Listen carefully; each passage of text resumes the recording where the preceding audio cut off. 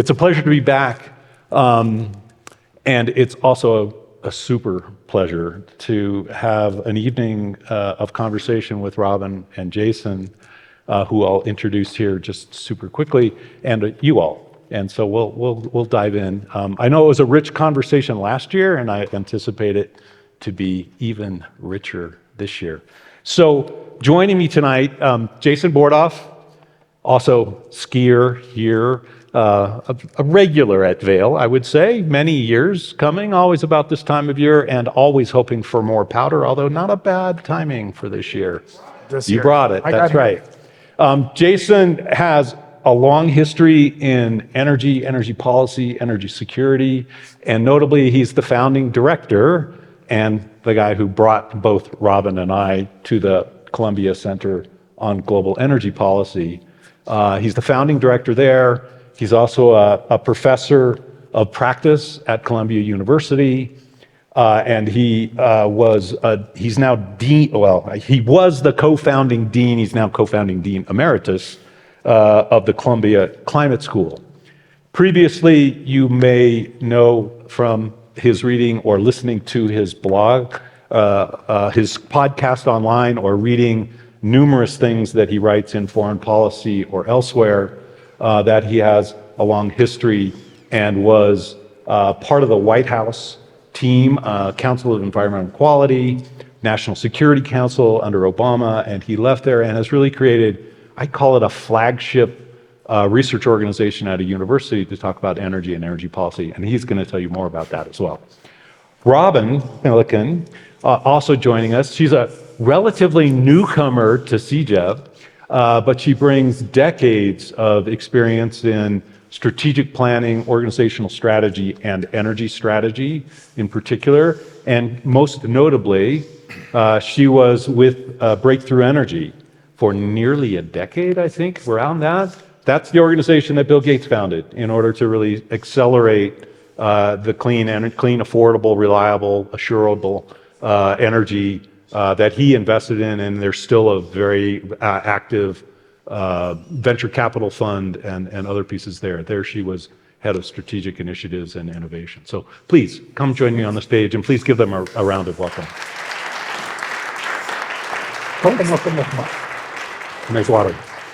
Okay, I'm going to provide very short context to just bring us a year in advance. How many people were here last year? Only a few. Okay, we've got a new landscape to go forward. So let me just provide a little context for talking about. You could just repeat everything you did last year and nobody would know. Different group of people. Okay. No, I can't do that. And different slides. Of where the U.S. is kind of in its historical trajectory on energy.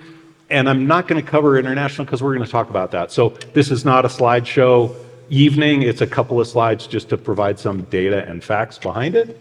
And so if this works, that's just gives you history of U.S. energy production by primary source. It goes way back to the 1950s.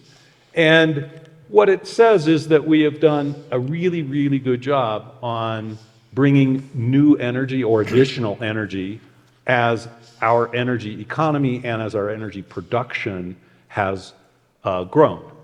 So gas, tremendous. We're going to talk about gas in context of the US and global markets, crude oil as well. And then you've got a bit there at the bottom on nuclear, which has been pretty flat since we built the last nuclear plant back in the 1970s. And then more recently, you can see renewables growing. There's a bit more detail on the next slide there. This is the U.S. Can I say something system. about? Can we do this together? Yeah, can interrupt. Yeah, go. Because just like to put in context how nothing like this has ever happened in history. Oil was discovered on my birthday in 1859 by Colonel Edwin Drake in Pennsylvania, and ever since then, this pace of increase, these like exponential straight lines up of oil and gas, the shale revolution. The U.S. production went from 5 million barrels a day to 14 million barrels a day in slightly over a decade. It's helpful to sort of like just point out how unprecedented and staggering a change for the global energy system that pace of increase is. And it changed everything. We can talk about what that meant economically, geopolitically, maybe environmentally, but I just wanted to highlight, like, we've never seen anything like this in the 150 years going back to when hydrocarbons came out of the ground in the US. Great, and thank you. And we're going to do an interactive dialogue as we go through. I'm going to kick off questions. We're going to chat up here. If you've got urgent questions or timely or topical questions, feel free to raise your hand. We'll go through that. We're not going to save all the questions for the end because you probably have things that what we're going to say will prompt a question or so. So we welcome that. Okay, tech group. Let's see if we can get this going again. I'm not sure where it's supposed to go. Okay, that was just, so on power, again, we're seeing a pretty dramatic change in the U.S. power system. For those that want to take pictures, these are directly from the Energy Information Agency. I pulled them down a couple days ago because they tend to be relatively current, although these are a little bit old. This preliminary data for 2023, that's a year and a half out, almost 2 years out, even though that's the most current one on there. But you can see the growth in petroleum, other renewables, nuclear, and natural gas. And then coal is that bottom brown wedge on the left-hand side. And you can see that coal use for power production has been on a decline since, give or take, about 2000, 2005. And we've built a lot of natural gas and, frankly, a lot of wind. And this is just electricity. That's just electricity. Which is about Right. 23% of U.S. energy. Correct. Is electricity. And what you can see we built is over on the right-hand side in the renewables side. I haven't included the natural gas, which is the big blue wedge in the left-hand graph on the upper side. And so you can see also that's in a very funky metric, billions of kilowatt hours. You can Google on your phone what that really means. We'll talk, and Robin will give us some numbers in terms of what the U.S. installed capacity for generation is relative to maybe a couple of others that are moving quite dramatically. And we'll talk about that in context of how do we now deal with a very changing electricity system, which has gone from, I call it static or flat or very slow growth for 40 or 50 years, to one that was just feeling a lot of angst about load growth. And that's a great conversation that we all can have, but we'll start there. Oh, I'm going to leave that slide for later. So that's just to get us started. But let me back up 1 second and ask Jason to provide a little bit more on Columbia, because we're all affiliated with Columbia, and he had a vision. And so, Jason, could you give us a quick overview? We're actually going to send you a very brief document on it, but I think you should understand kind of what stands behind putting a policy institute at a university. Thanks. Well, I appreciate the question, and thanks to the Symposium for the invitation to be with you all tonight. Thanks for coming out to talk with us about this topics that we've all spent our careers on and are now like front and center in just a way we haven't seen in maybe a half century. Like energy has gone from the back page of the business section to not just the front page of the business section, but the front page of the newspaper. And we could talk about why that is. As Doug said, I started my career in the private sector early on, but most of the last 25 years or so has been either making policy or trying to help people make better energy policy. And the most recent job I held was as the energy advisor to President Obama at the National Security Council in the first term. So I left right at his second inauguration, 2013, and then built the Center on Global Energy Policy, which is now the largest energy think tank in the United States. It's about 100 people, mostly in New York, but we have people all over, as you can see from Doug. That's an independent institute that does energy geopolitics, energy security, energy transition. And we have the faculty, we're affiliated with Columbia University, so we have the faculty that we can draw on if we want to understand how battery chemistry is going to evolve, because that tells you how much lithium and copper you might need. You have 25 people doing nothing but studying battery chemistry in the School of Engineering, and you go on and on down the list, just tremendous expertise. The idea for it was building what I wished existed more when I sat in a seat in government, which was independent, as independent and evidence-based and analytic as possible expertise in all aspects of energy. Energy is fascinating to me because it is simultaneously a super important foreign policy and geopolitical issue, environmental and sustainability issue, and economic issue. Energy is central to all of those things.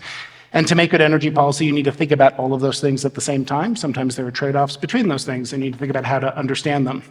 When I was sitting in government, and like that was just at the start of that exponential line I talked about, where the shale revolution was taking at least people in Washington by surprise. I think people in Texas knew about it a bit earlier, or in North Dakota.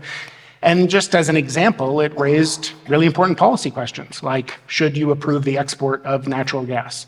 That was a question we had to answer in the Obama administration. It would have been unthinkable 5 years earlier that the US would have to decide whether to allow the export of energy. We'd been importing for 50 years, like it was unimaginable. And it's a really important geopolitical issue, environmental issue, and economic issue to get that right. So in very short order, on like short time frames, you need a lot of expertise. Some of it exists in government, but not all of it, to make decisions about what would it mean geopolitically, what would it mean for the environment. Is it, if we send all this gas overseas, is it going to push up the price of energy in the US and hurt US consumers and US businesses?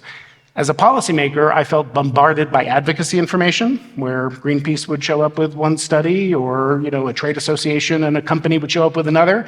And it was helpful, but you took it all with a grain of salt because people had an agenda. And what I felt I needed as a policymaker, again, was sort of who can I trust, who understands all parts of energy, who's analytic and hopefully evidence-based, but can be helpful to me in the formats and timeframes I need, which is like now and really fast. And that's where academia too often fails. It doesn't do a good job at talking to the rest of the world, not just itself, and it doesn't do a good enough job of talking in real time, not spending 3-4 years, so by the time some piece of analytic work is done, the problem has sort of passed the moment when policy decisions need to be made. And so that was the idea for building this institute within a world-class research university, but bringing in practitioners like Doug and Robin, who have spent careers with deep expertise, but want to spend that expertise, want to spend their time helping decision makers in the policy world, in the private sector, and civil society, because that's what's going to help, hopefully, have impact and help us all make better decisions. Awesome, thank you. And it actually is a super fun and very dynamic and a very broad topical coverage of scholars and experts there. We have a Slack channel that we work on, and it's we'll cover it. I mean, it covers every single aspect that touches geopolitics and energy, and it all comes to a central synthesis of a strategy, particularly in this man's mind. So feel free to probe it. It's a bit unusual, I think. There's not too many other places where I think, like, under one roof, people who are deep experts in foreign policy and national security, in international economics like tariffs and sanctions, in Russia and China and the Middle East, in climate policy, in oil and gas, but also in renewables and nuclear, and like put all that together, which I think we're being reminded every day in what's happening, and we'll talk about it, in the energy world. That's what you need to understand what's happening right now. All right, so let's transition to a bit of conversation around domestic, but the lines are not hard and fast between domestic and global geopolitics, so we're gonna flow around those, and feel free to chime in here. Again, I'm gonna kick off a conversation. If you've got questions, or please, raise your hand and we'll bring a mic to you. But let me start with a reflection from last year. So I was here about February last year, if I remember correctly, Megan. And at that point in time, the dialogue was early in this administration. The dialogue was still, I call it, had a longevity of a tail from the prior administration. And the conversation we had here was on what's happening in, principally, I call it the energy transition, for lack of a better way to say that, which was dominated by a lot of headlines on sustainability, climate, et cetera, and less so on geopolitics and geopolitical security. So fast forward a year later, there has been an enormous landscape of change. And this is everything from domestic policy to posture internationally. Jason just came from the Munich Security Conference, and we were watching real-time news from the International Energy Agency come in, which is one of the kind of the premier global organizations for international energy and global energy. We can talk about what that looks like as well. That's domestically, things have changed a lot, and geopolitically, we can talk about that reset of world order and how that affects energy and energy policy.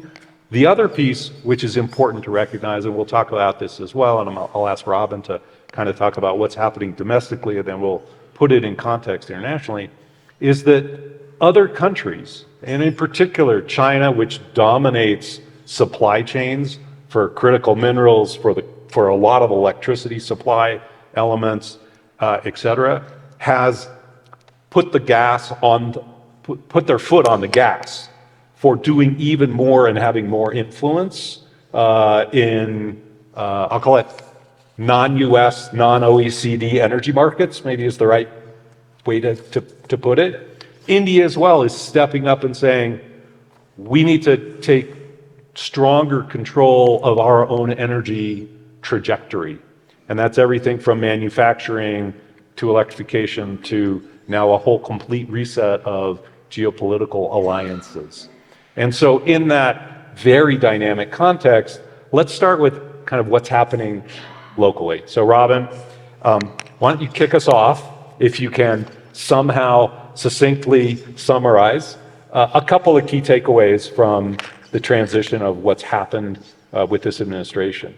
Sure. Thank you so much, Doug. And thank you all for being here. We'll definitely try and make it entertaining. And as Doug said, welcome any questions throughout. We don't have to wait until the end. But as Doug alluded to, there has been a flurry of activities. So I won't try and be comprehensive, but I'll focus on some of the highlights as far as what the Trump administration has done in the energy policy realm.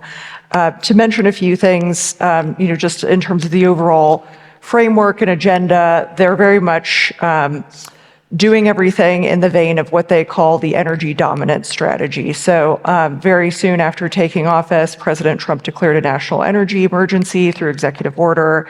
They stood up the National Energy Dominance Council, which is chaired by Interior Secretary Doug Burgum, to help coordinate a whole of government effort on increasing energy supply, really within the frame of increasing fossil fuel production and increasing reliability, because they are very worried about electricity prices in particular.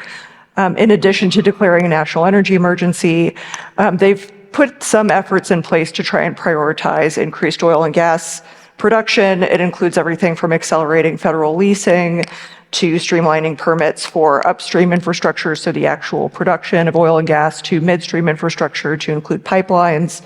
And then they've also looked at expanding LNG export approvals. So those are sort of in the realm of fossil fuel production increases. In addition to that, they've also come out with several executive orders that would do things like easing environmental review timelines for energy projects. Notably, that is not only oil and gas, right? It's all energy projects, so to include clean energy as well. And they've also looked to expand federal lands for both onshore and offshore for oil and gas leasing. A third category I'll put in the realm of their sort of energy dominance agenda is around the grid and affordability. Really looking at doing things like delaying coal plant retirements. That's a really interesting topic because the federal government can't actually, intervene to prevent a coal plant from retiring. But, in terms of the rhetoric coming out of the administration, they're saying, we really want to lean on the grid operators who do have, jurisdiction over those decisions, and of course the utilities as well, to encourage them to look really carefully at the issue and do things like, not to get too, in the wonk category, but to set up things like capacity markets where they're really valuing attributes like the ability to deliver power 24/7 that coal plants can do. So that's another category. A fourth category within what I think of as the energy dominance agenda is really looking at reducing dependence on foreign energy, and in particular critical minerals. So there have been several announcements that have come out from the Trump administration in recent weeks. Jason, you can comment on some of these as well, given that they very much have international implications. But one announcement was the establishment of what they're terming Project Vault, So it's a public-private partnership that would essentially create a strategic stockpile for certain critical minerals that we know we really need to have access to for a variety of applications, especially national security. And the details are still coming out as far as how that'll be implemented, but as of right now, it seems like the initial commitment in terms of the funding for it will be $12 billion from the Export-Import Bank and then about $2 billion from private industry. Lots to figure out as far as how that'll be implemented and also to make sure that it's not implemented in a bad way that discourages innovation, which we can talk more about. And then also in the critical minerals lane, there's a international partnership alliance that the Trump administration has called Forge, where it's really to better coordinate with allies on things like setting price floors, encouraging market access among allied governments, things like that. So those are the kind of four major things I'll mention in the energy dominance agenda topic. A second area where they've been very proactive is looking at the deregulatory agenda. So actually just last week, I believe, what is time? The Environmental Protection Agency announced that it would be repealing what is referred to as the endangerment finding. That was essentially a scientific finding that the EPA released under the Obama administration, finding that greenhouse gases endanger human welfare, which allowed the agency to then regulate under the Clean Air Act, which Congress had passed back in the 70s. And, related to that, the Supreme Court in a finding, Massachusetts versus EPA, had affirmed that greenhouse gases could be considered an air pollutant. So that will be a very consequential act. It means that EPA will have very weakened authority to regulate greenhouse gases, which again is the intention. And we expect there will be litigation forthcoming from groups that disagree with the repeal. So that's a cornerstone of the deregulatory push. They've also looked at repealing several or weakening several air pollutant regulations, including weakening limits on particulate matter pollution from coal and fossil plants, and then relaxing vehicle fuel economy standards. I'll touch on a couple other things just really briefly. A big act happened last year in Congress called the One Big Beautiful Bill Act. We call it OB3 in DC. That was President Trump's signature tax reform package, but included in that was a modification of many of the tax credits for clean energy and manufacturing that had passed in the Inflation Reduction Act. Happy to get into what those changes are. The kind of takeaway I have is some of them were, pretty big changes, like to wind and solar credits in particular. Those credits will end early. There are some stricter requirements on things like components that come from countries like China, basically cracking down on that. But there were a lot of tax credits that were preserved in that process, which again, we can get into. And then the fourth area I'll touch on briefly is just engagement with multilateral institutions, multilateral fora. The Trump administration has very explicitly said that they prefer bilateral engagements. And so they've withdrawn from the Paris Agreement again, which happened during the first Trump administration. And they've also withdrawn from fora like the UNFCCC, which is the climate change coordination body, as well as entities like the International Renewable Energy Agency, IRENA. I'm sorry, I'm leaving out one of the important letters there. So those are kind of the big highlights, I would say. And then in terms of differences from the Biden administration, pretty night and day in terms of intention, but not necessarily in terms of outcomes, which we can talk about. Yeah, I'm sort of And that's just peeling the onion, but Jason, add some other flavors. Well, I was just listening to Robin, there was a tremendous comprehensive overview and rethinking my life choices, because I've spent 30 years trying to make better energy policy and building one of the leading energy research institutes focused on energy policy. And what you said, which is pulling back tax credits for solar and wind, the government stepping in to try to prop up retiring coal plants, an energy dominance agenda to surge oil and gas production. But what is actually happening? Trump's own Department of Energy, the Energy Information Administration, which is the analytic numbers part of the Department of Energy, projects this year that solar will grow 46%, wind will grow 12%, and coal will fall 10%. Because we need a lot of power. You can talk about how much electricity we need.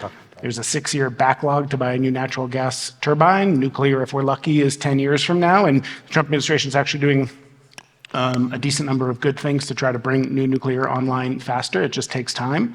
And renewables are one of the things you can do quickly. Oil production grew in the Biden presidency 3.5 million barrels a day from start to finish. The Energy Information Administration projects that it'll fall this year, US production. Maybe it's going to be flat, maybe it'll grow a little bit depending on what the prices are.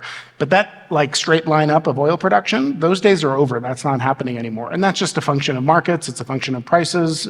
So it's market realities and price signals matter. I'm not saying policy doesn't matter, it does. And if you pull back the endangerment finding and don't put in place policies to regulate greenhouse gas emissions, these things matter.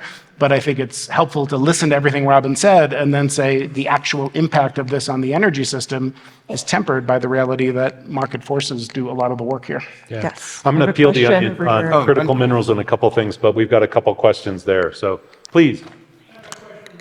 Yeah, wait, I see you. Hold on. We're going to get one up here and then we'll come back to you.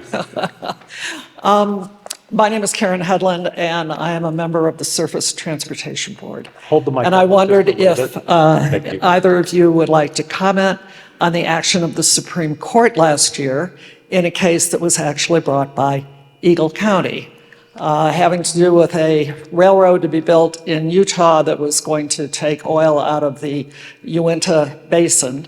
The Court of Appeals overturned the action of the findings of the Surface Transportation Board, saying the board should have considered the impact on the environment of both drilling for oil as well as burning oil down in the Gulf.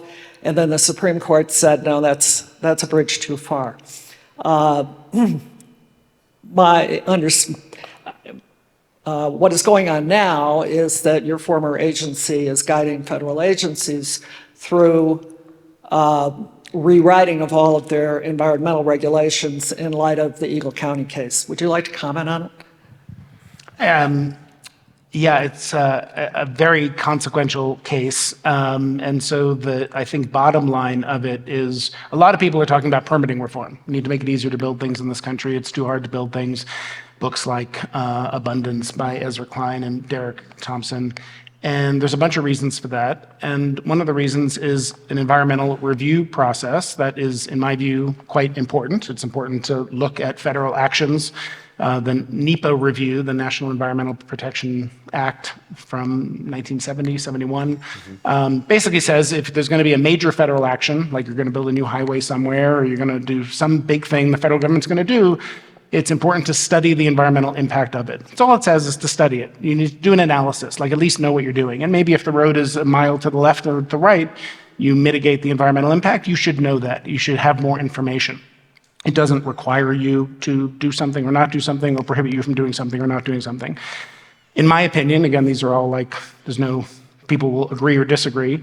It's a very important process, and there's no doubt that to some degree that process has been used for extended rounds of litigation by groups that are opposed to infrastructure projects, period, like oil and gas pipelines or production.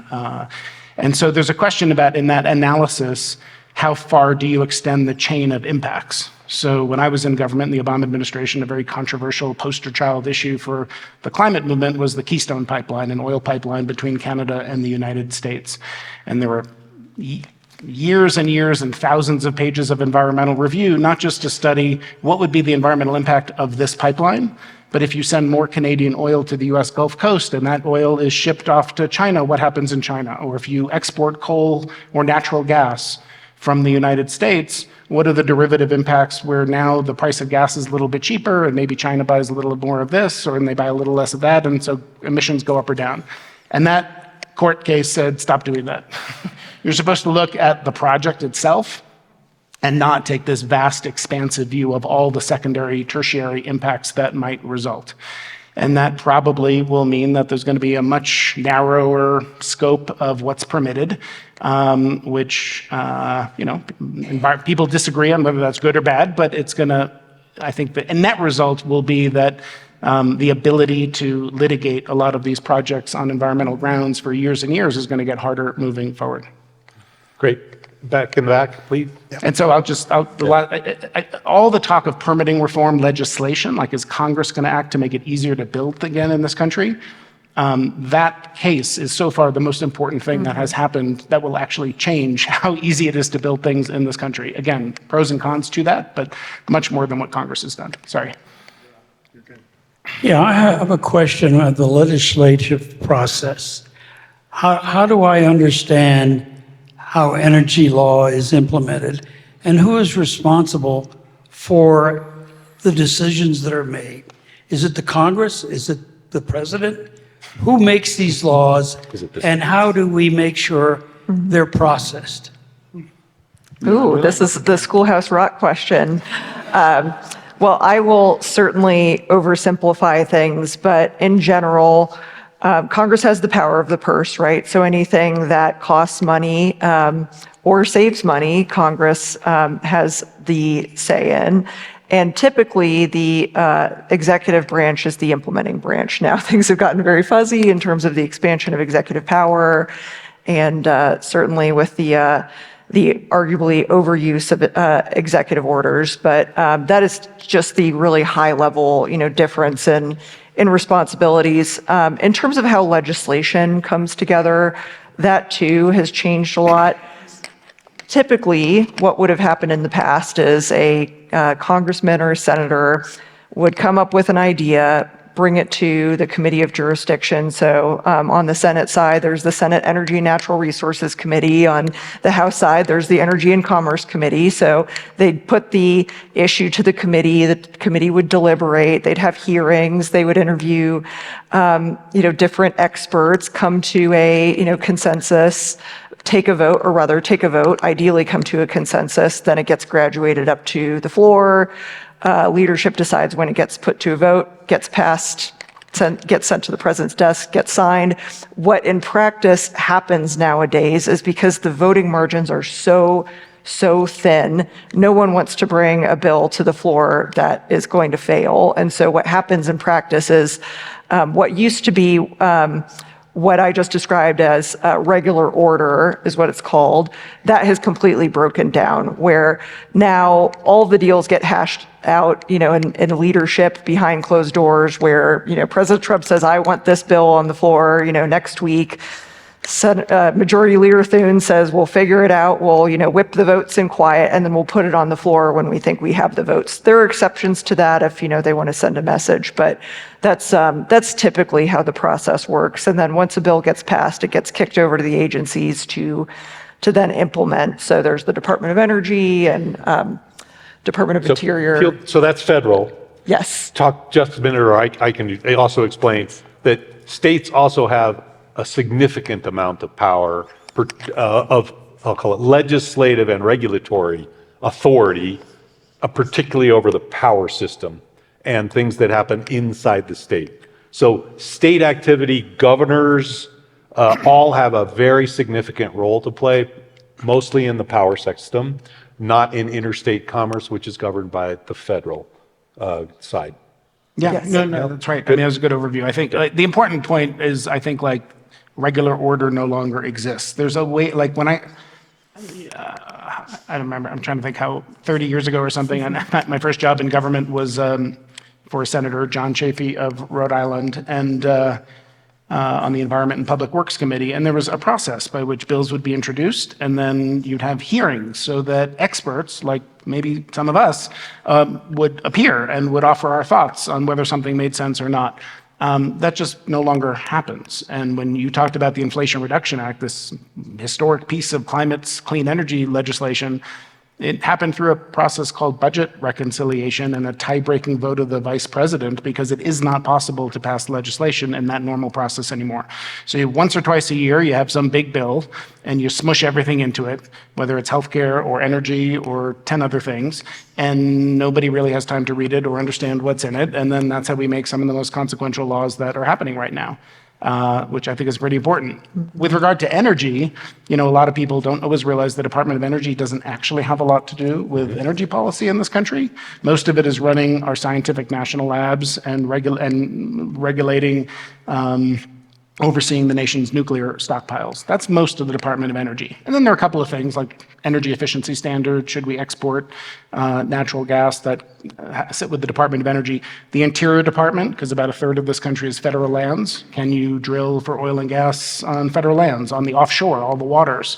That's the Interior Department, which is why, as Robin said, Doug Burgum, our Interior Secretary, leads the National Energy Dominance Council in the White House. And then the Environmental Protection Agency, of course, which has huge regulatory authority. And then, in theory, Congress gives the agencies the authority to act in some cases, like regulating greenhouse gas emissions. So I remember in our Slack channel that you were just talking about, someone who's Canadian, when they saw the Trump administration got rid of the endangerment finding, said, can they do that with executive order? They just did it, right? Congress had nothing to do with it. And the answer was they didn't do it with an executive order. This was a regulatory rulemaking that the EPA went through with a lot of, thousands of pages and notice and comment. You get comments from the public, and then you put out a rule, and then it can be litigated. But they could only do that because, in theory, Congress 50 years ago gave the authority to the EPA to regulate, or we'll see if the Supreme Court changes that, to regulate or not regulate greenhouse gas emissions. Awesome. Do we have another one? We've got one. Megan, maybe you go there, and while you're walking over, I usually do this spiel at the end, but we will bring the mic to you. It will be on. Speak directly into the mic, and Don will manage the volume in the back. And please do find a question mark. And if you're online, use the Q&A feature in the Zoom dashboard. Go for it. Hey, I had a question about how you were saying that. Do you mind? Could people introduce themselves? Do you mind? Sure. My name is Maya. I live here. You said that the the administration might have an intention, and the laws or regulation might have a different impact, or the markets do one thing and the laws do another thing. Kind of in that context, I was wondering about Bitcoin and Bitcoin mining. Oh. Initially, it got a bad rap, and people said it was bad for the environment and it was using a lot of energy, but apparently it provides incentive for renewable energy, because if you use all renewable energy, then your costs are close to zero, which provides more profit, allows you to grow faster and beat your competitors. And I'm wondering what you guys think about that. Yeah, let me chime in on that one. So we're going to get to this topic later, where we're going to talk about, I'll call it the poster child of the news these days, which is AI and energy, but Bitcoin kind of falls in that same category. Big, large rooms, probably as big or 10 times bigger than this church, by the way, that an individual facility would consume more energy than all of the Vail Valley, and in fact, all of the service territory of Holy Cross. So we're talking hundreds of megawatts to now gigawatts, thousands of megawatts. So one nuclear plant is 1 gigawatt. One traditional nuclear plant is a gigawatt. You now get one Bitcoin operating facility. There are no Bitcoin operating facilities that large, but there are multiple AI facilities being built that will grow to 1 to 5 gigawatts if they are implemented in their ambition. That's huge. The Bitcoin companies in general have not been what I would call market leaders looking for and driving clean energy supply side, because they've gone in, they've basically just taken advantage of daily and swings in the marketplace, and they they use the power to do Bitcoin mining when it's cheap, and they do it elsewhere where it's cheap, and they turn off that particular facility. That actually was helpful in this last winter storm in the Northeast, which is great. That's very different than the AI companies. So let me come back to that later, but hopefully that helps put some context there, not quite, but we'll come back to computing, shall we call it, and what that means for particularly domestic electricity. Also gets into the REX topic, if you're actually embedding the attributes in yeah. the contracts for electricity. But anyway, sorry. I don't want to get too far in the weeds of contracting and all sorts of other good things, but we can if you want to. Do we have one more? And then I want to peel the onion on a couple things Robin said as we transition into maybe a broader dialogue around the U.S. in the international context and geopolitics. But go ahead, back there, please. Good evening. My name is David Edelman. I live in Edwards. The original chart you showed with the shale revolution in the States, I'm curious. My sense is that that's almost uniquely an American phenomena. Can you speak to why is that the case? Is it the rock formation? Is it the ownership rights? Is it the environmental rules? Is it the know-how? Yes. Yes, is the answer. Exactly. He and I would both say yes to all. But go ahead. I think it is true that the shale revolution happened in the U.S. and it's a technological innovation, right? But the ability to drill down into the source rock, into shale rock, and then over time continue to improve the productivity of that technology, drill deeper, and then make a right turn and drill for miles laterally. I mean, it's extraordinary, the engineering achievement. And it's been something that people have talked about, sort of known broadly speaking. You can go back to the 1940s and people would drop some TNT down a well to increase the productivity. That fracking, which is to drill down and then inject at incredibly high temperature water with some other stuff, and that creates fissures and fractures that allows the hydrocarbons to come to the surface. It took a lot of trial and error. Early on, there was some government, we talk about what the Department of Energy does. It has national labs like the one you worked at, and you had some national labs that did R&D to help get that going. A big part of the reason it happened, I think, was it happened on private land, not public land. And it happened with small, independent sort of trial and error mom and pop operators. It wasn't Exxon, it wasn't Chevron, and it certainly wasn't a state-owned enterprise. It was a process of entrepreneurship and innovation that explains a lot of the success a lot of this country has had. And the quality of the geology is important too. And then there's the above ground factors like a stable regulatory regime. So we know that Argentina has very good shale resources. It's a little more complicated to operate in Argentina, which has a history of expropriation and taking assets from companies, and so there's nervousness about going there. But this resource exists globally, and I think it will be developed in other places, but there were a host of favorable geologic, regulatory, and private market kind of factors that allowed it to happen here. Yeah, let me add just one other thing to it, which is a very big differentiator between the U.S. and nearly every other country, which is you can have private ownership of mineral rights underground. Yeah, that's a good That point. does not exist in most other countries. Right. And that's what he talked about on private lands. It's actually not the surface. It's not only the surface, it's actually the subsurface. That is a huge differentiator. Correct. For us. That's great. So let me peel back and go way back in the conversation. Robin, you mentioned there's a focus on critical minerals and the supply chain pieces, and you used a term which prompts a question relative to your recent trip to Munich, which is you use the term about negotiating with allies. And so Jason, coming from Munich, and hopefully you can describe Munich and what that is for folks, talk to me about the posture of the U.S. as an ally today, particularly in energy. And Yeah, so I was at the Munich Security Conference. I flew from Munich to Vail on Sunday.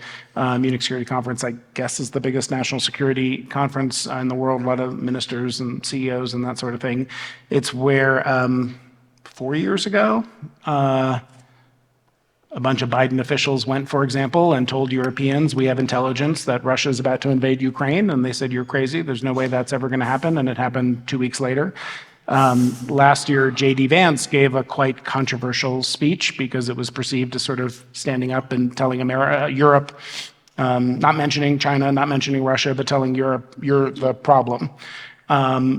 This Munich Security Conference, broadly speaking, I'll get to energy in a minute, but broadly speaking, was dominated by Secretary of State Rubio, who gave a speech there that I think Europeans were poised to hear something attacking again, and it was very different. It was much more diplomatic. It talked about the importance of the transatlantic partnership, but again, with a heavy focus on cultural issues, the concerns the administration has about mass migration, and anyway, I think behind closed doors, I guess I would say it's hard. I don't know if enough Americans understand the extent to which many Europeans, I don't want to speak for all of them, feel a sense of trauma and rupture in the transatlantic relationship. There are a number of factors like this, tariffs and other things, but Greenland had an outsized impact. I was in Davos when Greenland happened, and so all the European leaders that were there, you have to remember when it happened too. This was only, a few weeks, I can't remember the timeline, maybe less, from when our government went in by force and removed the leader of another country, Venezuela, and then started talking about how we might like this piece of territory too. And there's a deep sense of distrust and loss of credibility from the US in, I think, how many Europeans view the relationship. I think the speech that Mark Carney gave in Davos, which got a lot of attention, sort of a main point he was making, and he was speaking to so-called middle powers, not China, not Russia, not the US, but everyone else. You got to start to look out for yourself a little bit, because for the last 70, 80 years since World War II, we've had this system in which many have relied on the US. Now, to some extent, that's been to their benefit. They didn't have to pay their full way for defense, for example. We subsidized defense through things like NATO. But a sense now that whether it's in economic relationships or trade or just the agreements any government makes, and then the policy pendulum swings wildly from Obama to Trump to Biden back to Trump again, how can we rely on things that the US will say? So we need to hedge our bets. We need to build other partnerships. And you see that happening between Europe and India, between Canada and China, where I think people are diversifying. They're diversifying risk because the US is an incredibly important economic and military power, but it's one that everyone's slightly more nervous about than they have before. And you saw that with energy. The question I got the most, I was giving the example of the story of why I started the Energy Center, and the example I picked was a policy issue we had to decide. Should we allow the export of natural gas? The US is the largest exporter today, now after that, of natural gas in the world, or LNG in the world, and about to double that. So that we're going to become a staggeringly large exporter of liquefied natural gas to the world. And the biggest source of that is going to be Europe. Europe went from dependence on Russia for gas to dependence on America for gas. And I was surprised by how many European leaders I heard privately, not publicly, say, we're worried about swapping dependence on Russia for dependence on America. And can we be relied on? And what happens if we're in a fight and somebody's looking to find some way to have so coercive economic power and leverage against us, which we've seen this administration use with others, or because the Democrats might want to be tough on climate again and might restrict fossil fuel exports, or maybe the price of energy goes up in the US and we're like, why are we sending all our cheap gas to the rest of the world? Why aren't we looking out for Americans first? And that could be both sides of the aisle. So I think that was one of the questions I got the most. Now, we talked a lot about the importance of partnership. If you're deeply concerned, as the US is on both sides of the aisle, one of the few things both sides of the aisle can agree on is a significant dependence on China for energy supply chains, and other things too might be a problem. 70, 80, 90% of our solar panels, our batteries, our critical minerals. China 2 months ago, announced restrictions on rare earth elements that were a real shock to the system in the US and in Europe. And the problem is, autarky is not an option. The scale of the global energy system, the magnitude, the scale of the dominant position China has, it's just not possible in any economically efficient, plausibly affordable way for every country to try to make everything they need themselves. So if you're really going to make a dent in China's dominant position in a lot of these things, the only way to do that is for us to work with the Latin Americans on critical mineral development, work with the Europeans. And that's the reality, but it is challenging right now. Awesome. That's great. Thanks. Let me peel the onion on the first energy. Well, it was broader than energy, but there was a rationale described for this relatively unprecedented act in Venezuela that was around oil and gas. And so describe that a little bit from the energy perspective for folks. And frankly, we know about, but you may not know. Describe a bit more about the quality, how much is Venezuelan oil really a market mover? Is it good quality oil? Will it come to the US? Will it make a difference given those graphs, et cetera? Talk to us a little bit about that because there's a broader, of course, geopolitical agenda there. Yeah, and that wasn't like the understood rationale. I think if you had asked a lot of people before it happened, they would have said oil's kind of on the margin, but it's not the primary reason.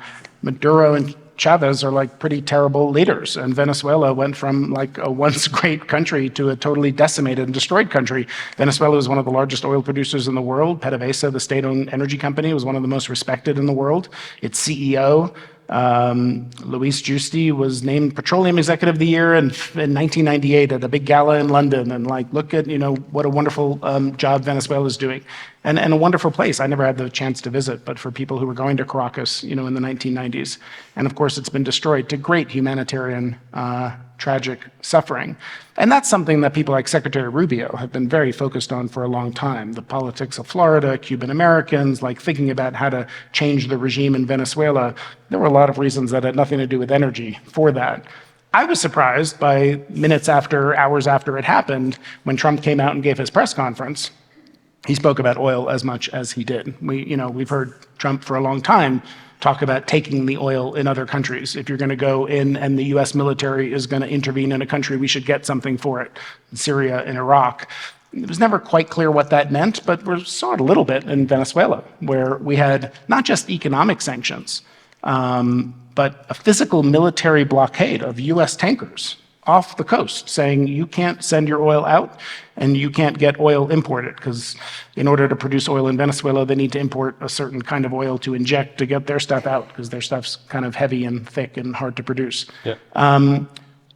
So they were stranded. There was no way for them to monetize their oil. And then the administration announced that they were taking control of marketing and selling 50 million barrels of stranded Venezuelan crude. It was going to go into an account controlled by the US government for the benefit of the Venezuelan people. We'll see what that means. And you have a vice president that is in charge there now that, knows that if Delcy Rodriguez wants to stay in power, she can only do that with the support of the Trump administration. I think we should want that energy to be produced. There's no way a legitimate, hopefully democratically elected opposition leader can survive and succeed and rebuild that country without oil revenue, but that's an incredibly hard and long-term process. We'll probably see an increase of a few 100,000 barrels a day this year. It's about 800,000 now that it produces, a little less than 1 million. At its heyday, it was 3.5 million. To get back to 2-3 million barrels a day would take tens, if not hundreds of billions of dollars, and at least a decade, if not 2 decades. And you're asking some of the biggest companies in the world, Chevron in particular, because they've remained and operated there, to go and make those kinds of investments.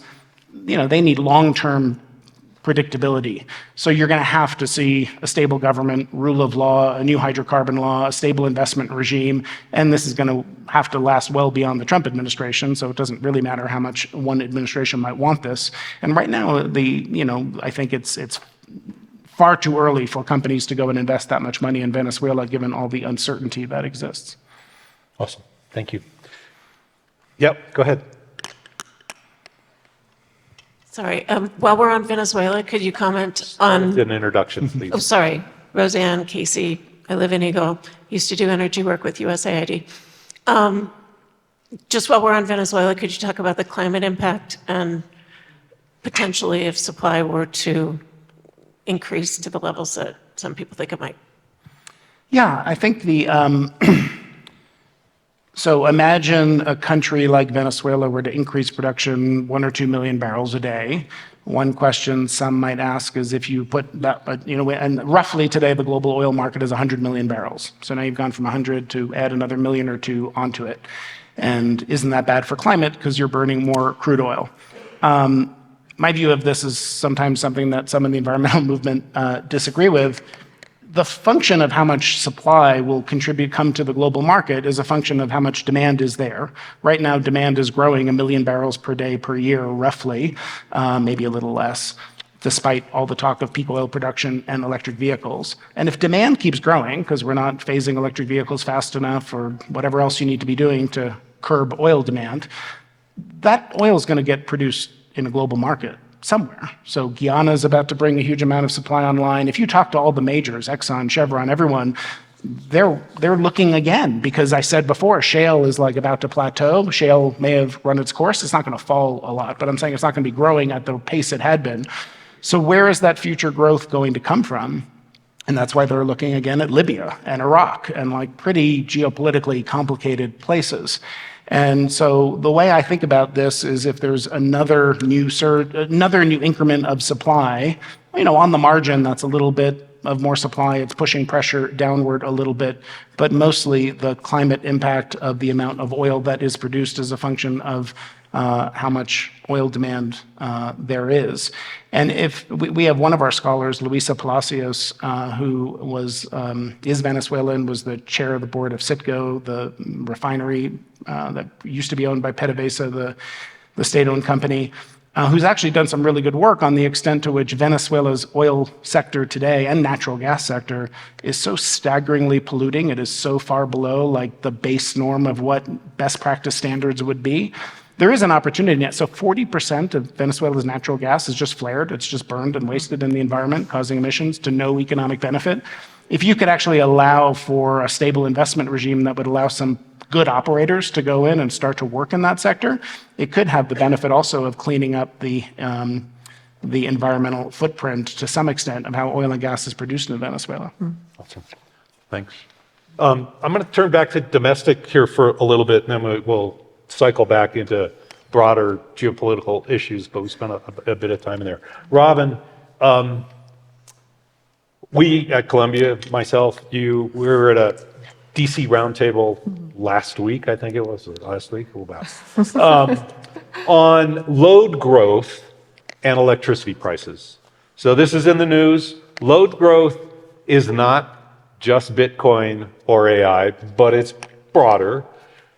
Can you spend a couple of minutes maybe summarizing the key topics and maybe an observation or two takeaway, and then I might prompt a couple more comments and reflections in there. But yeah, just start from that, please. Well, this is certainly the topic du jour in energy policy world. So the roundtable that Doug referred to was very interesting. We were looking at this challenge of load growth, which is actually quite multidimensional. And I think you have a couple of slides on this that we might want to pull up that have some good data. But as Doug already alluded to, load growth, which is basically increased demand on the grid, is coming from a lot of different places. So we hear a lot about data centers. And that is a very significant chunk of the increased demand, but it's also coming from manufacturing as we electrify instead of using things like natural gas. It's coming from just digitalization of stuff. It's coming from Bitcoin.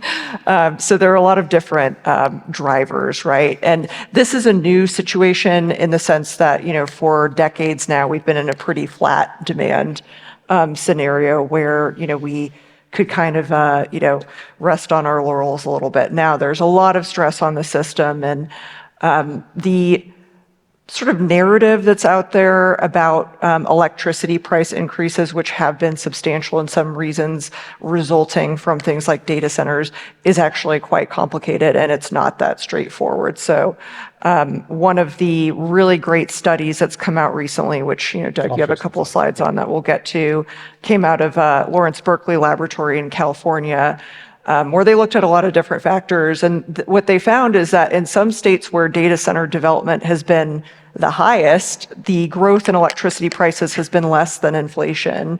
And in other, cases, it's been, the data center development has contributed somewhat to price increases. But the situation is complicated in that we've had decades now of, again, stagnant demand, really inefficient infrastructure planning. We're not really good at figuring out where lines should go, where future demand might arise. We have a really sclerotic permitting process, where we've got a lot of federal regulations, state regulations, local ones as well. In Iowa, for example, which is the #1 wind producing state, or was in the past, now it's Texas, my home state.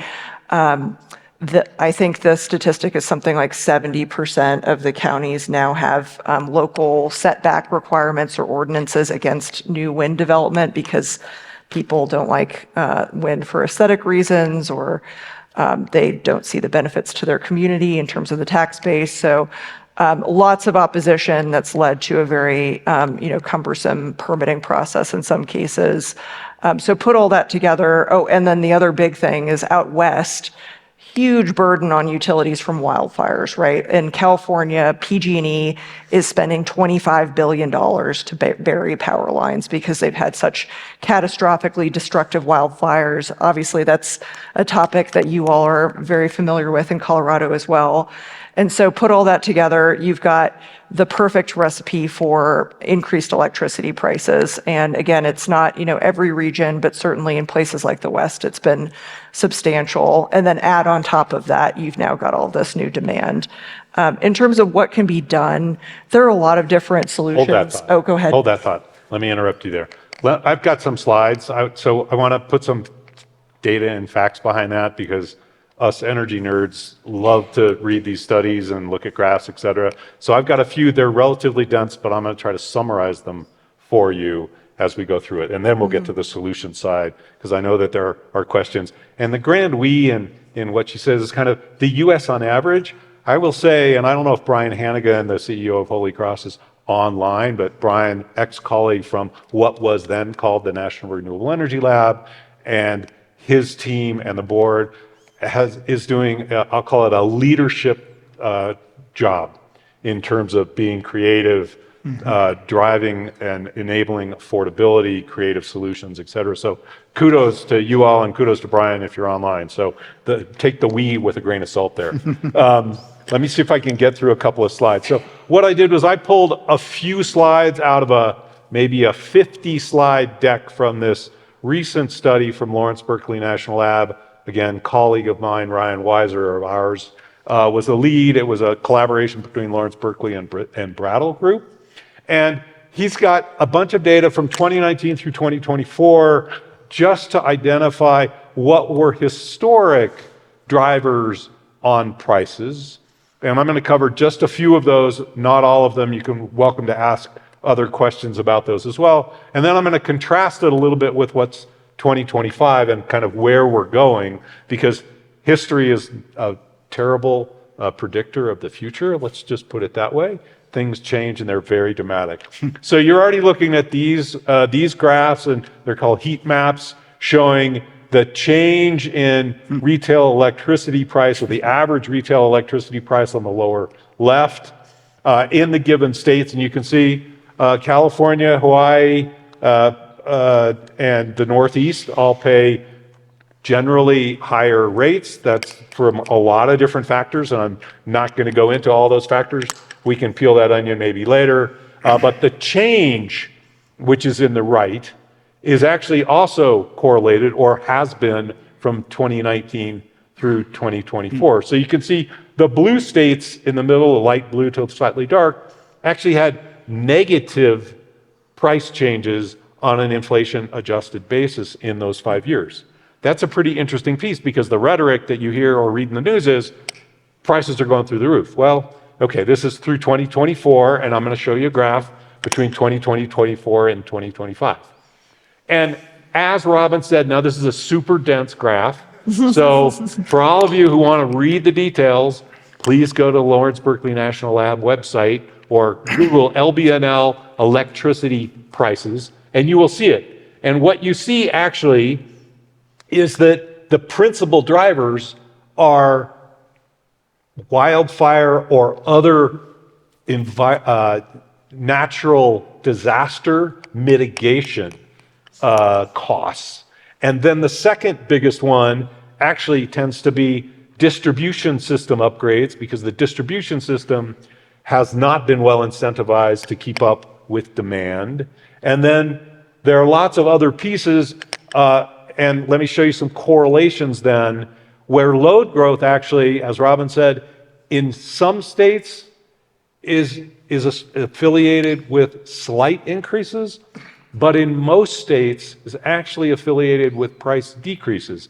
Why is that? Simple economic terms. You have certain generation and certain amounts of electricity. If you sell more of that from a given asset base, the price for everyone is cheaper.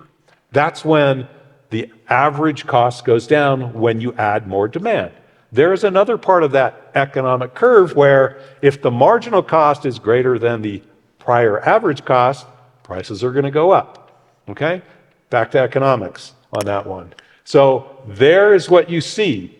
That's the summary of the data behind this, and this is the dots by state, where load growth versus retail rate actually is not correlated in every state with either growth or a decrease. It depends on the characteristics of the power system in that state, whether or not they already had sufficient supply, whether or not they were in that marginal cost being less than the average cost or marginal cost being greater than the average cost. So don't take the rhetoric that you read in the news with a heavy grain of salt and ask the question, okay, what does that mean in my system, or what does it mean in my jurisdiction that I care about?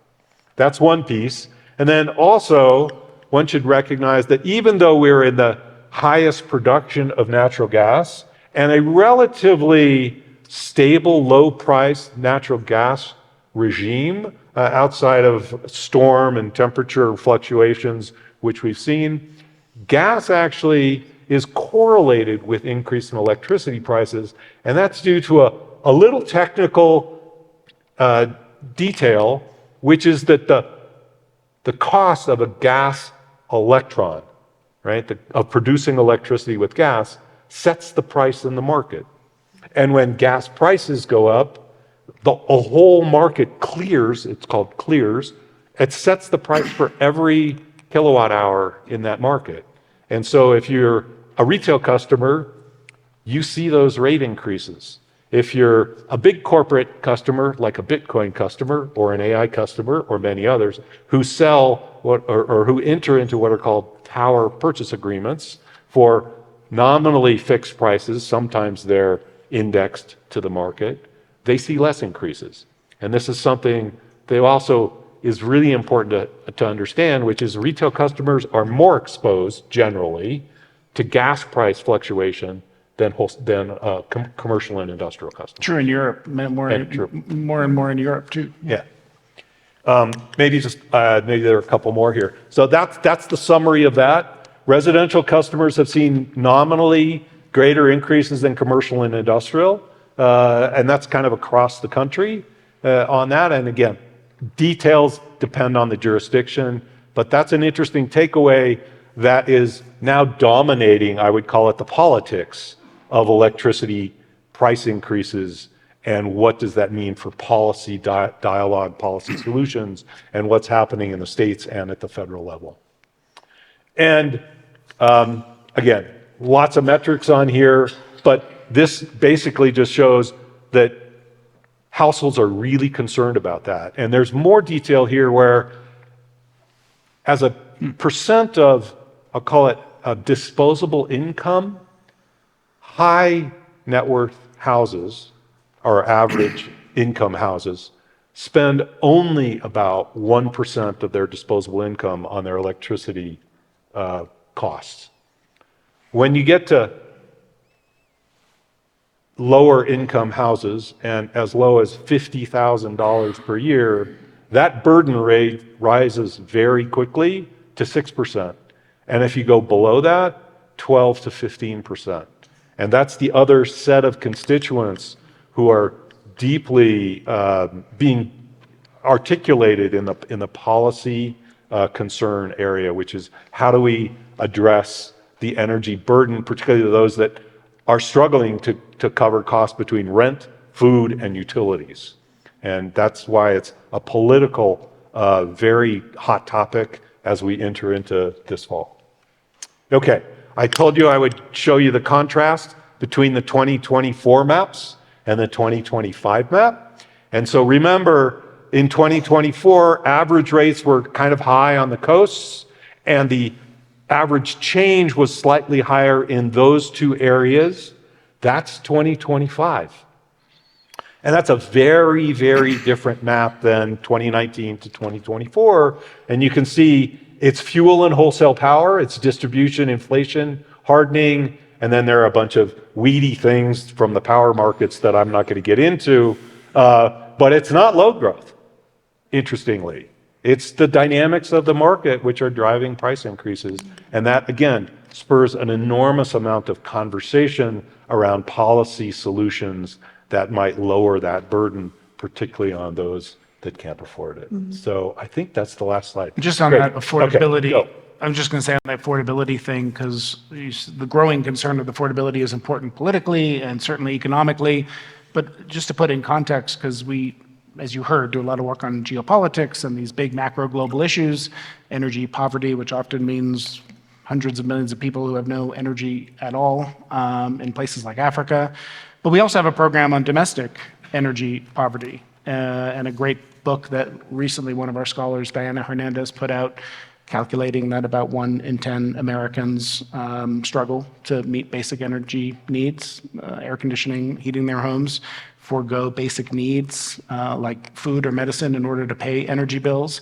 And 4 out of 10 are at risk of being energy insecure, meaning like one step away from falling into that category. And, you know, especially sitting in a pretty nice zip code like we all are here, it's just important to remember the very large share of Americans for whom paying energy is already a struggle. Awesome, thanks. I see another question here and another question there and 2 more, which is great because we've covered a really broad range of topics without diving hopefully too far into acronyms and a lot of technical details. And so I want to open it up to the floor for a set of questions, and we'll go for as long as there's energy, quote unquote, in the room. And if we wrap up a couple minutes early, we get dinner earlier because we haven't had dinner yet. But Doug, you forgot to mention there is a test at the end. and there's a so. test. All right, so Doug, let's. You got an who had their appropriate hands up first? chuckle from the group on that. I got a chuckle on that because they ate and we didn't. Oh, all right. Why don't we start in the front row here, please? Thank you. Jamie Donnelly, we're from Bermuda. Oh, fine. Very interesting discussion and interesting group you've set up. I'm just wondering, to maintain independence, how is the organization funded at Columbia? You can look on our website, you'll see all the funders. It's a little more than half high net worth individuals, so happy to talk to anyone who wants to talk after this conversation. About a quarter foundations, and then about 20% we have a corporate membership program. So we try to diversify it as much as possible for the reasons you just talked about. Yeah, so it's pretty broad and diverse Sorry, funding. one more here, James. Go ahead. Hi, Stephen Donnelly. On one of your previous slides, it mentioned gigawatts. I'm not too familiar with this subject. To put some context, could you just tell me how much energy the US uses in one day in gigawatts? And how much do you think it'll be in 10 years' time with the increase in data centers? Yeah. So yeah, let me start and step back. So a gigawatt is 1,000 megawatts. A megawatt is 1,000,000 watts. Your microwave is 1,000 watts. Your blow dryer is 1,000 watts, to give you a sense. Okay, and Electricity is only one 20%-ish component Right. of all U.S. energy demand. And so I think total demand is not expressed in watts. And that's an interesting piece. It's either expressed in million barrel of oil equivalents, or it's in a scientific term which is called an exajoule. And so we'll deal with that offline. But if you got a sense of the gigawatt to your microwave, hopefully that helps you. But But Tony, the peak, Yeah. sorry, the peak is about 800 gigawatts, right? I mean, Yeah, it varies and the between total summer installed and base in winter. the U.S. is like 1,400 gigawatts. And in contrast, Robin, just talk a little bit about what's happened dynamically in China, just to give you a sense of U.S. versus China in the last. and like a nuclear plant is like And a nuclear gigawatt. plant is 1 gigawatt. Right. So, and the typical daily load is what, 400 or 500, something like that, an average? On average, and Yeah. peak about 800, and we Right. have about 1,400 gigawatts installed. That's electricity. And our consumption of oil is 30, how many million barrels a day? In the US? Yeah. About 20, a little over 20 million barrels a day, yeah. Yeah. Yes, well, quickly on the topic of, our sort of infrastructure build out versus China. Right before this, I dug up some numbers out of curiosity. This was in the context of thinking about the AI race, right? And energy will be a key either enabler or rate limiter of, who sort of prevails in the AI quest. But in terms of just, order of magnitude numbers, China built, I think in 2023, they were at 2.8 terawatts, and now they have gone up to 3.7 terawatts in 2 years. In that same period of time, we added, I think it was something like 50 gigawatts. And then on the transmission topic, so transmission is basically the power lines that takes power from point A to point B. They've built 8,200 miles of ultra high voltage transmission in the last handful of years, I think since 2020. Guess how many we've built? 325. That's it. And so we are way behind. But to be clear, it's because their energy demand is growing much faster than, the numbers shouldn't be the same, just to be clear. It's a much bigger country and their rate of energy demand is growing much faster than ours. Sure, And that's the important population is context. Bigger, et cetera. And a Yes. terawatt is 1,000 gigawatts, just to help you. And your question, you asked how quickly this is all going to grow because of AI and data centers. And the answer is massive bounds of uncertainty. There's a lot of uncertainty about this. I think data centers today are 3 or 4% of US electricity. By the end of the decade, people project that could be twice as much as it Twice is to 3 times today. as much, yeah. So when, there are ways to describe the rate of increase that are quite daunting. And by the way, electricity is already growing 3 times faster than overall energy demand. The world is becoming more electrified. The International Energy Agency has said we're sort of entering an age of electricity for a variety of reasons. So electricity demand is growing faster than total energy demand. On a global basis, I think it's helpful to keep in mind that the projected increase in electricity use for air conditioning dwarfs what we're going to see for electricity use for data centers and artificial intelligence. So data centers and AI are super important in certain places like the United States and China, which together are 80% of the growth in power demand for AI and data centers. Certain regions like Virginia, or there are places where it's very concentrated, but that's in certain places, not the overall world. And then, I don't know, you, Robin, Doug, you probably have thoughts on how quickly all of that will materialize. I came across recently an op-ed written in 1999 in Forbes magazine, and the headline was, "Dig More Coal, the PCs are coming." And it was based on a study that the internet was going to consume half of US electricity. Because like Bitcoin or cryptocurrency or the internet, when a new thing happens, people draw exponential straight lines going up. And the history of energy tells us that's usually not right. Mm-hmm. The ability to use energy more efficiently, develop more efficient chips, route inference better, use the existing grid. You just told us on any given day, half the grid is sitting around not being used. We built a grid for a couple of days or a couple of hours a year when we need it. If we can use all of that, maybe we don't need to build all of this new power generation. So this is not like a very deeply informed view because I understand AI technology. I do just a tiny bit, but I think as like a history would suggest there's a good reason to be skeptical of these exponential growth curves. And right now we're building a huge amount of power generation capacity because it's like a rounding error for these hyperscalers. I mean, the stakes of winning the AI race are so great that if you overbuild the grid a little bit, you spend a few tens of billions of dollars, even hundreds of billions, so what? All right, let's go here, and then we're going to go in the back, and then to the right. Sorry, my right, and then we'll come back. Okay. Hi, my name is Kim Schlepfer. I'm a member of the Holy Cross Electric Board. Excited to be here. Not kudos to me, kudos to the amazing team at Holy Cross and their leadership.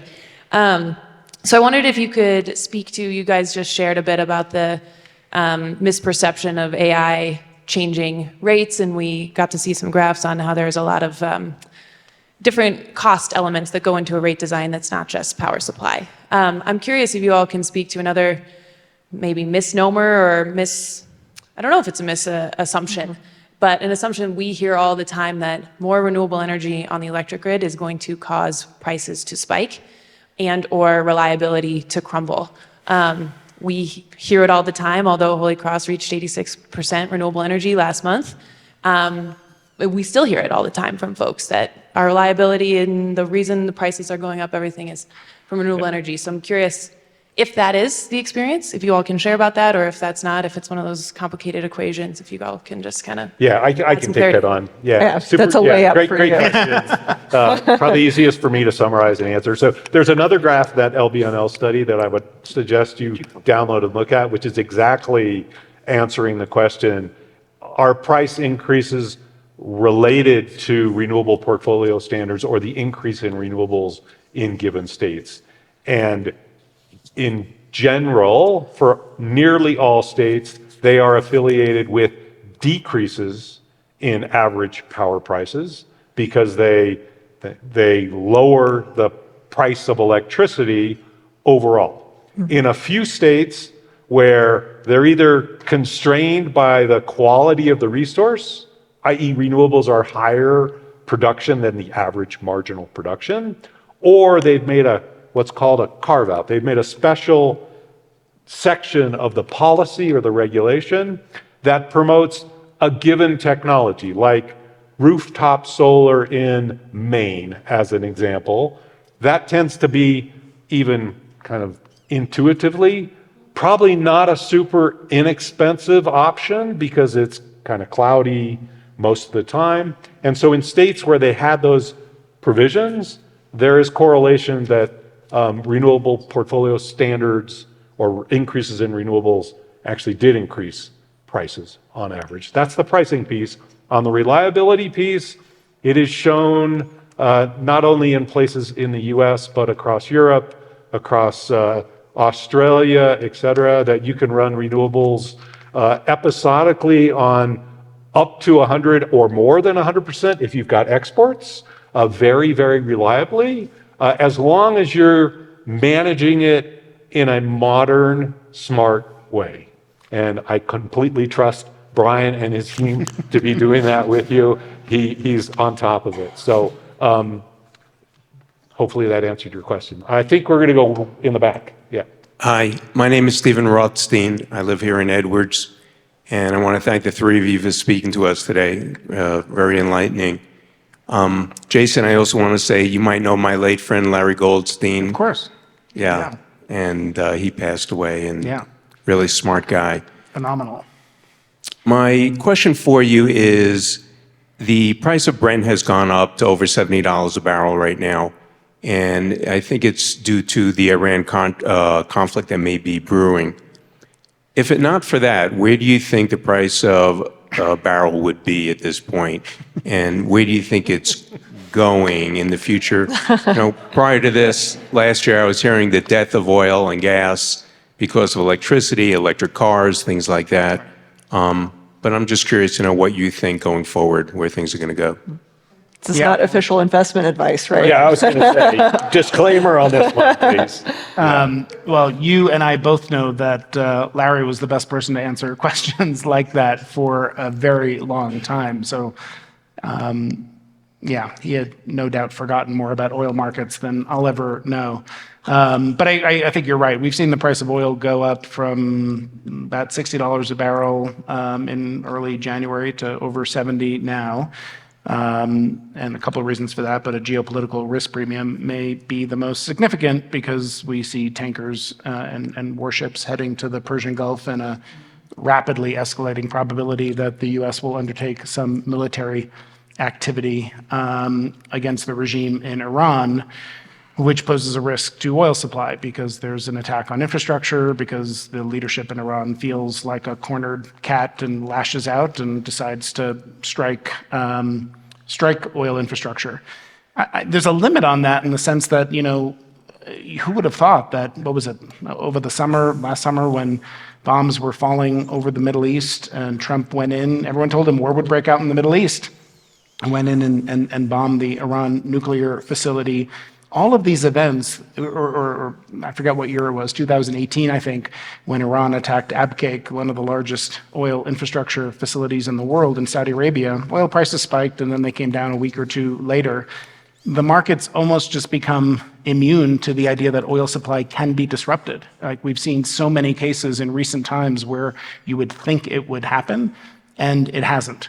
So that's sort of the immediate near term, and I think the outlook for this year and probably into next year is we have an enormous amount of oil supply coming to the market, and inventories are projected to build, and supply is projected to outpace the growth in demand. But that's in the next year or two. As you said, all the projections that the world was moving away from oil, electric vehicles were taking over. Those are being delayed or revised downward. Oil demand is going to continue to grow, if not more than 1 million, a little less than 1 million, but it's not falling. And we talked a moment ago about where is that new supply going to come from? Because for the last decade plus, more than 90% of the growth in global oil demand has been met by the United States. That's not happening anymore.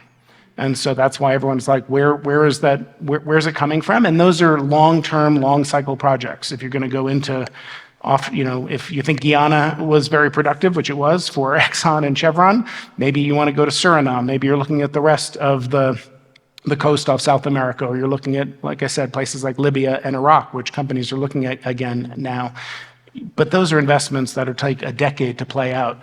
So I think there's a risk, and take this from with a grain of salt from a think tank academic guy sitting in New York, but in a medium-term time frame, by the end of the decade into the early, roughly around that time frame, we could see prices run up until that's the history of the industry is boom and bust. Prices go up and then people get pretty innovative at figuring out where to get supply from. That's what happened with the shale revolution. But it might take higher prices in order to bring those new investments in and that new supply in. So I'm more bullish looking out toward 2030. Great. I think we got a couple more questions on this side. We're going to come to you in a second. Go ahead, please. My name is George Gregory. I live in Edwards, and I serve on the Upper Eagle Regional Water Authority.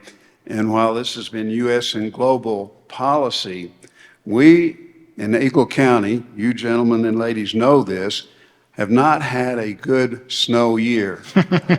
We are in dire, in fact, we're in extreme drought right here in Eagle County.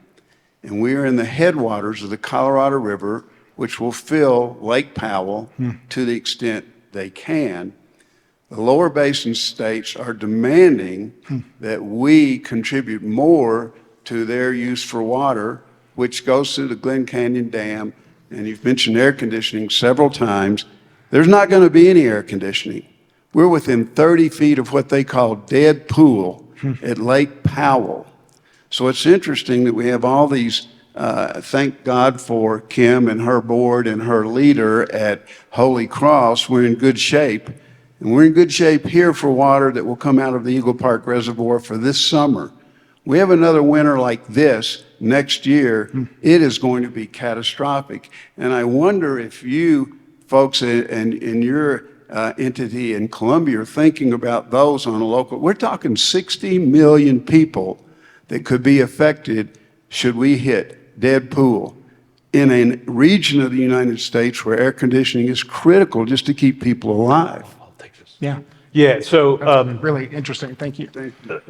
I'll summarize in a couple of different ways. So recently, another colleague of CGEP and myself wrote a piece on kind of critical diversification of energy supply, not just oil, gas, et cetera, but also electricity, and the impacts of, I'll call it, changing environmental conditions. Call that climate change driven, however you want to go to attributes. I spent a long time in that world. I'm happy to talk to you afterwards about that. The hydropower in the West is a particular tense issue because the dams were built before there was strong knowledge of decadal changes in precipitation, and they were built, and the water rights were negotiated thinking that the water precipitation, et cetera, of 100 years ago, basically, was going to persist. And they did not have knowledge of decadal or multi-decadal changes. And so we are potentially in the West going to face a pretty significant situation. In fact, the Interior Secretary just hosted a Western Water Summit to talk about renegotiating water rights, particularly on the Colorado River Basin, et cetera. Whiskey's for drinking, water's for fighting, I'll just say on that front. But it also points to the diversification need for power. And the West is immensely rich in other resources, including solar and wind and geothermal, and there are negotiations being brought on for nuclear. Sadly, Nevada pulled out of its nuclear agreement, maybe just a couple of months ago, but they're hoping to bring more resources on. So this is also a point of, I would call it, the need for doing much more strategic planning and understanding all of the different drivers that are going to affect an energy system, and particularly an electricity system, which has 50-plus year lifetimes in those assets. So let me go back here, and then I think there were a couple more. Yeah, go ahead. Hi, my name is Maya King. I live in Edwards, and I'm curious about how much of the grid electricity is generated by fossil fuels, and because we briefly talked about electric cars, how beneficial or how much are they helping? What's their impact because if the grid comes from fossil fuels, tell me about that. Yeah. There are different numbers for different jurisdictions. So where you are now in Holy Cross, I think it's 86% percent of the electrons are all clean, right? And so very little. And so on average in the U.S., it's much less than that. It's 35 or so, maybe not even quite that high.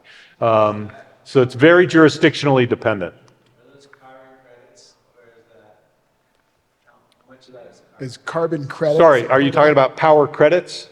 Carbon credits. Versus generated in the Eagle County or in the Holy Cross system? Yeah. I would defer to the board member and/or Brian on that, but you have to remember that the role of the co-op in jurisdictional kind of governance in the U.S. is not to be a big power producer. It's actually to be a load-serving entity or a distributor. And Brian and board have done a good job of integrating what are called distributed energy resources. So those are the local wind, solar, batteries, and smart devices, et cetera. So please go ahead. I was just gonna, Brian, correct me if I'm wrong. We have power purchase agreements for wind and wind resources that are not within the county, and solar resources which are not within the county. And then we have local solar and storage, as well as distributed energy resources, as well as hydro that I honestly, Brian would be able to tell you where that comes from. We haven't got to that part yet for me, but it is all, the power comes with the REC, or the renewable energy certificate. So the environmental attributes are attributed to Holy Cross as well as the power we're purchasing. So we're not buying power somewhere and buying RECs from somewhere else. We are buying power connected to its renewable, or its environmental attribute. Thanks. So on Bundle a Rex. national basis, you go back 10 or 15 years, by far the biggest source of electricity was coal, it was around 40, Yeah, 45%. just back on that first graph. And then that shifted from coal to gas. So gas went up to 40 or 45%. Coal is down to 15. It went up a little bit last year, 15, maybe up to 20. Nuclear about 20%, and then renewables have been growing. Thank you. And again, just keep in mind that, most of this is all electricity. So electricity is about 20 or 25% of US energy, but So if you look at that graph, it's give or take 25% coal, 40% natural gas, and then 40% others on there. So that's at national level. Again, jurisdictionally very dependent. Go ahead. Yeah, Andy Dobro, live here in Edwards. This is more of a future look question. How do you think energy policy would change if China actually is able to pull a rabbit out of a hat and get fusion power to work? I think wait, let me stop with the premise of the question, because there are 40 startups, I think, at least in fusion power, and most of them are here or in Europe. we had the same reaction. I just thought it was really interesting. The premise of the question was if China makes this happen. Yeah. But China's rapidly catching up, to your point. I mean, we spend so much time thinking about China's dominant position in batteries and critical minerals and solar panels, and there's no way we're going to regain a lead in manufacturing solar panels. But we don't talk enough about the things where the US actually does have a leadership role now. Fusion is one, but it's going to rapidly erode if we're not really careful and stay on top of that. I mean, I don't know, I don't have an expert view on the likelihood of that other than to say, fusion's always been 20 years away and always will be. But there's enough shots being taken on goal, enough innovation that is happening. The idea that in a decade, this really could prove to be the time it's real is, not zero. It's exciting. Yeah, Just let me one really sorry, quick go thing ahead. on that. Just an example is there's a company called Commonwealth Fusion Systems. They spun out of MIT. They are working on a first of a kind facility that they're building in Virginia, and they're saying that thing will be online in 2032, which I'm also a little bit, skeptical of, but they're doing manufacturing already. They're doing these high temperature superconducting tapes that they stack together to make these amazing magnets, and you can go see them building the stuff today, which is pretty unreal. And it's hard to imagine that is a game changer for everything in a way that nothing else possibly could be. It's almost free zero carbon electricity to do desalination to power the world. It is. I don't know about the almost free thing. It sounds like 1970s nuclear piece. But there's another flavor of nuclear. Just let me round out the conversation that many of you may have heard the acronym for SMR. It's called Small Modular Reactor. So almost all of the nuclear plants all of the nuclear plants in our fleet, and almost all of them that exist worldwide are what are called traditional fission plants.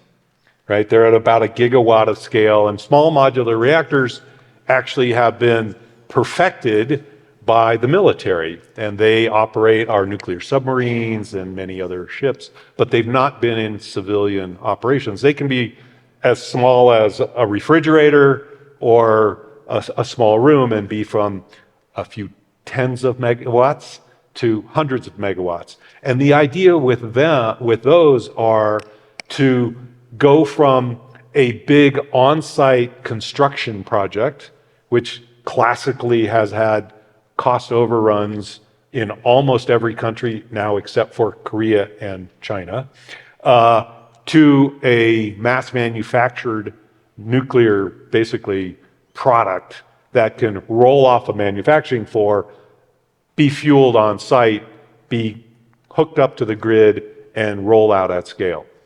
To your point, there are two countries which have deployed commercial SMRs, small modular reactors, one China and one Russia. The US is rapidly trying to catch up, and there's a whole set of policies and research and multiple commercial entities that are in that race. Doug, I don't know if you saw, but the Department of War just transported a nuclear reactor on an airplane for the first time ever. There we go.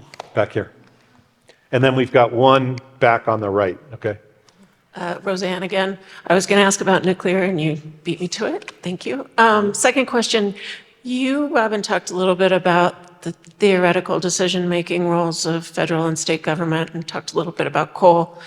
We have a power plant here in Colorado that was on track to one of the coal facilities was supposed to be decommissioned, and literally as I was driving here, President Trump was on NPR calling it clean, beautiful coal and talking about how we are not going to decommission that. So I know this is kind of, brave new world in terms of who makes decisions and what influence is wielded, but what would you say is the new reality about how these decisions are going to be made? And is it just political influence laid bare, or is it something different in terms of authorities and decision-making processes?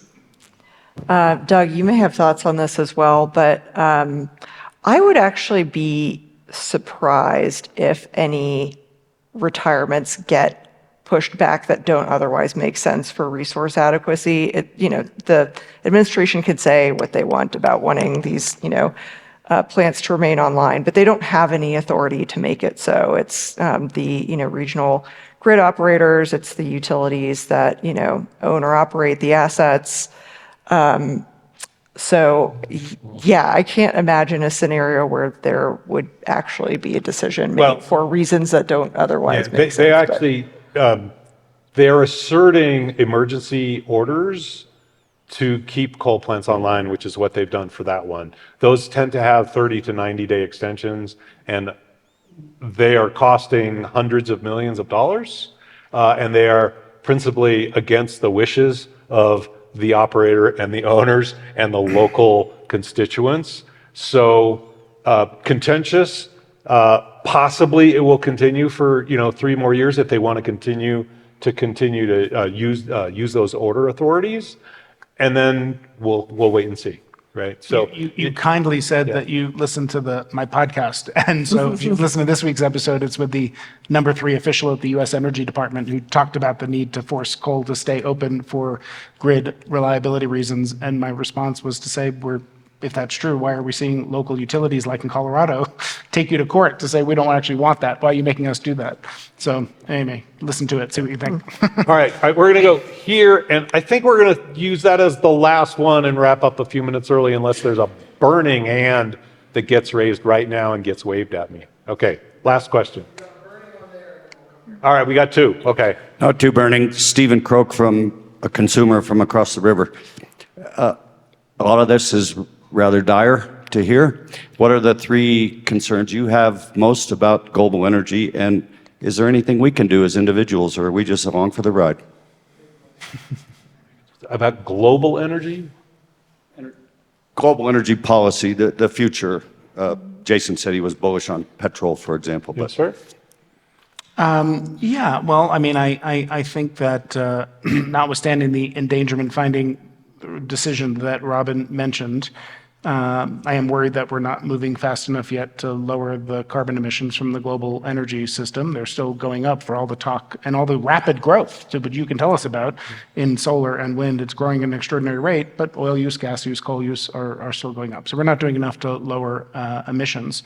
And I'm sort of worried about the extent to which, at a very macro level, whatever you want to call it, the rules-based order, the global geopolitical system that we've come to know for, at least a half century, if not longer, is rapidly eroding. Great power competition, rivalry, tension between countries is front and center. And I had a long piece in Foreign Affairs magazine in December, and the headline was "The Return of the Energy Weapon." And so that gives you a sense of the answer to your question, which is mostly after the 1970s oil crisis, we developed a system and a set of rules, and we got more security from integration, right? If there's a hurricane somewhere or something happens in a labor strike or an embargo like in the 1970s, when Russia cuts off the gas to Europe, Europe is better off because it can pull energy sources in from an integrated global market. That doesn't work as well in a world where countries are looking out for themselves, where we're fragmenting, where we don't have as much trust and cooperation.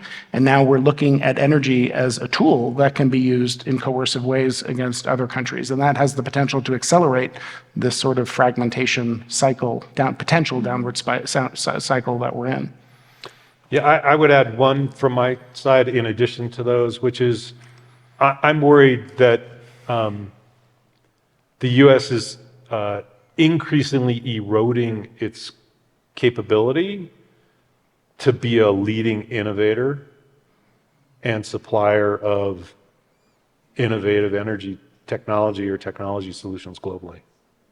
But just to push back on that, if you have the view, which, as I said a moment ago, I don't think is right, but if you were in an administration that has just said, we don't have to worry so much about climate change, not such a big problem. If you held that view and clean energy, the technologies you're talking about are 70, 80, 90% produced, dominated in China, and you're the largest oil and gas producer in the world, then why do we need to lead in all those things? Why wouldn't you say, other than reducing emissions, why wouldn't the answer to affordability and security be we're dominant in the traditional energy system? Let's it's a go great with that. question, except for if you look at the trade balance of trade in the U.S. and you look at how much money could we make with those curves plateauing and decreasing, we're going to see increasingly foreign trade deficits go up if we don't have other technologies, unless we're going to sell compute power in bits and we're going to supply those locally. Anyways, longer conversation. That's what we do every day, these conversations. Exactly. Robin, any thoughts? All right, one more answer and one more question. That's our next program, Doug. I'll just say really quickly in response to your question, I worry about emissions, as Jason does. I worry about supply chain security, that, we have things that we really depend on, places like China for. And then I worry about energy poverty. There are hundreds of millions of people around the world that lack access to modern energy. And those are places that want to develop along the same, trajectory we did. And that will involve, likely emitting unless we come up with a different solution set. So those All right, things keep me up. Last question and quick answers and quick question. Do you have a question? You do? Oh. That's my wife, which is why I thought she was just waiting to try to go to dinner, but she has a question. All right, we're going to give an exception to her because she has special rights. Go ahead. Thank you. Sam Tausig, fellow policy nerd. So I, amongst many hats, work on the critical minerals side, mostly on the production side out of Latin America and the U.S. supply chain resilience piece. This area is so poorly misunderstood and maybe misconstrued by policymakers in Washington and around the world, but particularly in the Trump administration. My focus is predominantly lithium, copper, boron, and SMR fuels. But if you had an uninterrupted audience with the cabinet right now, what would you tell them on the 2050 strategy for public and private? What are the priorities for U.S. critical minerals dominance or resilience, both on the public and the private intersection side? I have some thoughts, and Jason, Doug, I'm sure you do as well, but just in terms of the strategies that are available, one is increasing domestic mining. That's really challenging because so many of the mining or mineral deposits we have are located in areas that are, sensitive for a variety of reasons, could be near tribal reservations, et cetera. It takes us a really long time to bring those mines online. Another option is friendshoring, which this, Forge Alliance is geared toward, partnerships with countries in Latin America that can help, get some of that supply going. Innovation, we can make technologies that require fewer critical minerals to begin with. We can substitute. We can use minerals that are more abundant, like iron, for batteries instead of, things that are more rare, relatively speaking. And then we can recycle. And so that, I would say that would be the kind of 5 points of an agenda. But your question about what do you put on the sort of public sector versus private sector is a very important one that I don't know that I have a great answer to. But Jason. Go ahead. I agree. That was really well said. So there's this famous Amory Lovins article in Foreign Affairs from 50 years ago after the Arab oil embargo about the hard path and the soft path. The hard path is let's break more rocks and figure out how to pull more stuff out of the ground. And the soft path is maybe we can use energy more efficiently and do some other stuff too. We never talk about the second part enough. And I think that's true for critical minerals too. Yeah. So, okay. So, being Doug's wife, I'm asked often about what's the positive about the situation we're in now? How can we skew positive despite all the negative and the direness of the situation in different areas? You always have some source of hope that I can pass on, and I would like to ask the three of you to offer, in closing remarks, hope. Because, as somebody said, is there something we as individuals can do? I think it's important to recognize it's not hopeless, and you can answer that far better than I can. Robin, you want to start? Sure. Well, I am also a glass half full person. I always like to think on the optimistic side of things. Just, on the climate topic, if you're a person that cares about, emissions reductions, we have done better actually in, recent years. There's, even with natural gas pushing coal out of the market, we've reduced emissions substantially, and we're no longer on the worst case pathway, most likely. No one has a crystal ball, but in terms of the estimates that the UNIPCC puts out, we're not on the worst path anymore. So instead of something like 8 degrees C of warming, maybe now it's closer to 3. So that's the good news. And we have such an abundance of riches in the United States in terms of like human capital, hard capital, sort of forums like this where people show up and learn. So I have a lot of optimism that, with the right array of technological progress, policy progress, and, market stars aligning, that we'll be able to bend that emissions curve even further. You want to go next? You want me to? Yeah, go ahead. So I agree on innovation. I think I'm a sort of a techno-optimist, and the extent to which the growth in clean energy has exceeded everyone's expectations and costs have come down is staggering. I'll say a different thing, which is I recently read, it's a great book. I recommend Douglas Brinkley has this great history of the American environmental movement. And what you take away from it, it's like 1,000 pages, is like through the 40s, 50s, and 60s, we despoiled the air, the water, Cuyahoga River caught on fire, all of these things. And then Rachel Carson wrote this famous book, Silent Spring, about DDT. But even after she wrote that book, like nothing really changed. And then it all changed at once. And the first Earth Day in 1970, 1 out of 10 Americans came out into the streets across both sides of the aisle, urban and suburban. And we just said as a country, like, we can't live like this anymore. You can't have air that you can't breathe and water that you can't drink and your kids can't swim in. Like, government, you have to do something about this. And we did in the Nixon administration, partly out of political pressure, not being a great environmental leader prior to that. The Clean Air Act, the Clean Water Act, all of the landmark pieces of environmental legislation were passed overnight. And I say that because I think like social mobilization, history teaches us doesn't move in a straight line. It's nonlinear. And it's like the character in The Sun Also Rises by Ernest Hemingway when he asked, how did you go bankrupt? And he says, 2 ways, gradually and then all of a sudden. And I think that has to be true with the problem of climate change. Like, it's not, I don't know how, I don't know when, and it's going to be different in low-income countries that have no energy at all and absolutely need fossil fuels for prosperity and growth.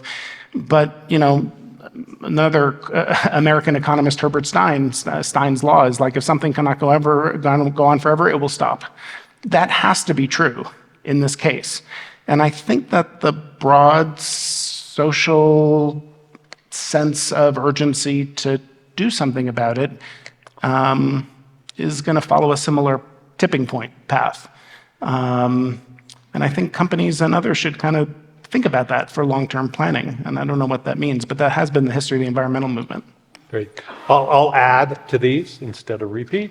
where my hopeful addition is what I see happening internationally. Whether or not it's in Africa, Asia, elsewhere, there is an incredible combination of innovation and entrepreneurship, embracement of new technologies which are economically more attractive than the pathway that we evolved on. And people are making those choices, whether or not that's in South Africa because the grid's unreliable, or in Pakistan under the same provisions, or they're in a rural community and they can now afford modern energy, except the couple hundred million, the multiple hundred million, which we still have to deal with.